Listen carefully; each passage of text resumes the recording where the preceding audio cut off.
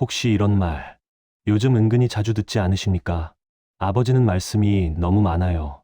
그건 옛날 방식이에요. 처음엔 대수롭지 않게 넘깁니다. 경험이 많으니 알려주는 거라 생각하니까요. 그런데 어느 순간부터 대화가 짧아집니다. 눈을 마주치지 않고 고개만 끄덕입니다. 말은 맞는데 사람은 멀어집니다. 집에서도 그렇습니다. 자식과 손주 앞에서 한마디 보태는 순간 공기가 미묘하게 식는 걸 느낍니다. 회사, 모임에서도 마찬가지입니다. 말이 끝나면 침묵이 따라옵니다. 그 침묵이 무례보다 더 아프게 남습니다. 목끝이 서늘합니다. 내가 뭐 잘못 말했나? 속으로 되짚어봅니다. 하지만 정작 문제는 말의 내용이 아닙니다. 문제는 말이 먼저 나오는 태도입니다. 조선의 시학자 정약용은 이런 말을 남겼습니다. 어른의 품격은 말에 많고 적음이 아니라 언제 입을 닫을 줄 아는가에 달려있다.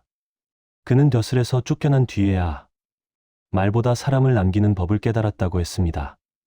유배지에서 보낸 18년, 그 긴 시간 동안 정약용은 자신의 말이 얼마나 많은 사람을 지치게 했는지 돌아봤습니다. 옳은 말을 하려다 사람을 잃었던 순간들을 되새겼습니다. 그제야 그는 깨달았습니다. 나이가 들수록 열어야 할 것은 입이 아니라 상대의 마음이라는 것을. 알면서도 가장 어려운 일, 그래서 지금 더 중요해진 이야기입니다. 오늘은 정약용의 철학에 빗대어 왜 말이 늘수록 사람이 멀어지는지, 그리고 나이 들어 꼰대 소리 듣지 않기 위해 반드시 열어야 할 방법에 대해 차분히 이야기해 보겠습니다. 나이가 들수록 말이 늘었다는 이야기를 듣습니다. 사실은 말이 늘어난 게 아닙니다. 내가 옳다는 확신이 먼저 나왔을 뿐입니다. 집에서도 그렇습니다. 자식 이야기를 듣다 보면 어느새 결론이 먼저 튀어나옵니다. 그건 해봐서 안다. 그렇게 하면 안 된다. 말은 경험에서 나왔지만 표정은 다치고 대화는 그 자리에서 끝납니다. 모임에서도 마찬가지입니다. 조언을 한 순간 공기가 멈춥니다. 아무도 반박하지 않지만 아무도 마음을 열지 않습니다. 이때 사람들은 속으로 이렇게 생각합니다. 저 사람은 내 이야기를 들을 생각이 없구나. 가슴이 답답해집니다. 나는 분명 좋은 말을 했는데, 하지만 상대는 이미 마음의 문을 닫았습니다. 정약용은 사람을 다스리는 것보다 사람의 마음을 잃지 않는 것을 더 큰 덕목으로 보았습니다. 그는 말했습니다. 옳은 말을 앞세우면 사람은 남지 않고, 사람을 먼저 남기면 말은 나중에 따라온다. 꼰대라는 말이 생기는 이유는 지식이 많아서도 경험이 부족해서도 아닙니다. 마음이 먼저 닫혀 있기 때문입니다. 정약용은 어른의 품격을 얼마나 많이 아느냐가 아니라 얼마나 오래 들어줄 수 있느냐에서 찾았습니다. 입을 다물라는 말이 아닙니다. 말보다 먼저 마음을 열어두라는 뜻입니다. 손주가 게임 이야기를 할 때 그런 거 하지 말고 책 읽어라 고 말하는 순간 손주는 더 이상 할아버지에게 말을 걸지 않습니다. 하지만 재밌니? 어떤 게임인데? 라고 물으면 손주는 신이 나서 이야기를 풀어놓습니다. 그 차이는 단 한 문장입니다. 하지만 그 한 문장이 관계를 가릅니다. 상대의 말이 끝나기도 전에 속으로 판단이 먼저 내려지는 순간 그 대화는 이미 끝난 것입니다. 정약용은 이를 두고 아직 보지도 않고 단정하는 것은 스스로 눈을 가리는 일이라 했습니다. 요즘 애들은 원래 그렇다는 말, 내가 겪어봐서 안다는 말이 나오는 순간 상대는 더 이상 말할 이유를 잃습니다. 그 사람의 하루를 내가 대신 살아준 적은 없기 때문입니다. 자식이 회사 이야기를 꺼낼 때도 마찬가지입니다. 그런 건 참아야 해. 나도 다 그렇게 살았어. 이 한마디에 자식은 입을 닫습니다. 공감받지 못했다는 느낌이 들기 때문입니다. 그래서 지혜로운 어른은 조언을 줄이기보다 질문을 남깁니다. 왜 그렇게 했니? 가 아니라 그땐 어떤 마음이었니? 라고 묻습니다. 정약용은 가르침보다 함께 살피는 태도가 사람을 움직인다고 보았습니다.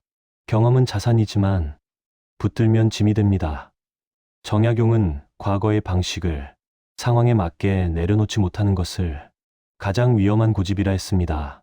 예전에 통하던 말이 지금은 상처가 될 수 있다는 사실을 받아들이는 순간 마음은 한결 가벼워집니다. 시대가 바뀌었습니다.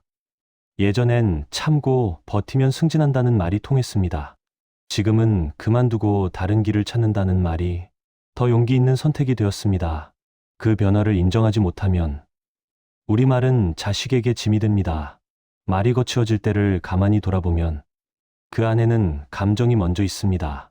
서운함, 답답함, 인정받지 못했다는 느낌. 정약용은 다스려야 할 것은 타인이 아니라 말 뒤에 숨어 있는 내 마음이라고 했습니다. 자식이 전화를 안 받으면 서운합니다. 그 서운함이 쌓이면 다음 통화 때 말투가 거칠어집니다. 요즘 바빠서 아버지한테 전화도 못하니? 이 말 속엔 그리움이 있습니다. 하지만 자식이 듣기엔 비난처럼 들립니다.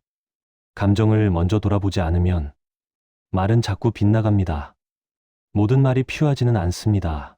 때로는 침묵이 상대를 존중하는 가장 큰 신호가 됩니다. 정약용은 기다림을 무능이 아니라 깊은 절제로 보았습니다. 텃밭도 매일 들춰보면 자라지 않듯 사람도 기다려줄 때 마음을 엽니다. 자식이 고민을 털어놓을 때 바로 해결책을 내놓지 않아도 됩니다. 그랬구나. 많이 힘들었겠다. 이 한마디면 충분합니다.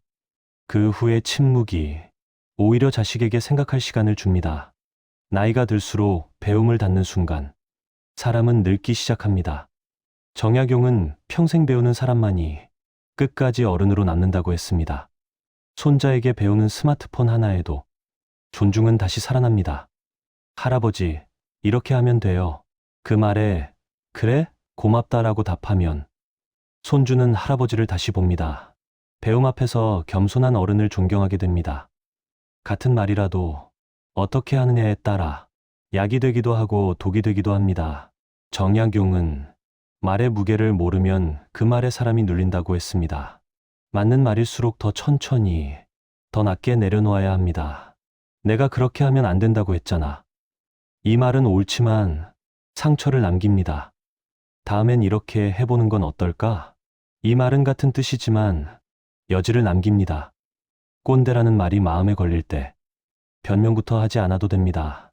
그 말은 공격이 아니라 관계가 보내는 신호일 수 있습니다. 정약용이 말한 진짜 성찰은 남을 고치는 것이 아니라 내 태도를 돌아보는 데서 시작됩니다. 입을 닫으라는 말은 결국 마음을 열라는 뜻입니다. 마음이 열리면 말은 줄고 신뢰는 남습니다. 그렇게 우리는 가르치는 어른이 아니라 함께 걷는 어른이 되어갑니다. 오늘 이런 이야기가 도움이 되셨다면 구독과 좋아요로 함께 해주시면 감사하겠습니다. 다음에 또 따뜻한 이야기로 찾아뵙겠습니다. 오늘도 평안한 하루 보내십시오.